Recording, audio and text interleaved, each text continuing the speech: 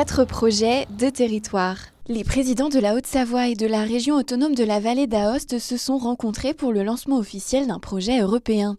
Développer un service de mobilité douce sur l'espace Mont-Blanc, engager la restauration et la valorisation de sites historiques, valoriser le patrimoine naturel et enfin promouvoir une meilleure projection citoyenne et professionnelle de la jeunesse.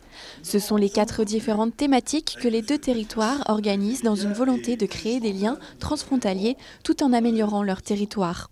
Ces 4 projets ont une durée de 3 ans. Ils représentent un budget global de près de 8 millions d'euros, dont plus de 80% sont financés par des fonds européens. Si le président du département de la Haute-Savoie soutient tous les projets, une petite préférence se dégage pour celui qui met en œuvre des résidences journalistiques dans les collèges.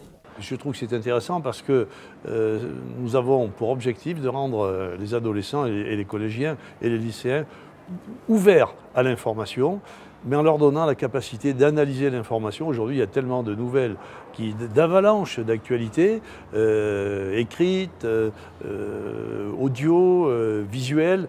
On a de la peine à faire le tri. Dans le cadre du projet des résidences journalistiques et du parcours civique et professionnel en montagne, les collégiens de l'établissement Samivel de Bonneville se sont transformés en journalistes en herbe le temps d'une journée. Ils sont ce matin-là dans la station de ski de Morillon, accompagnés d'un journaliste professionnel dans un but précis. Pour réaliser des reportages, en fait, un long reportage sur les métiers de la montagne, ici à Morillon.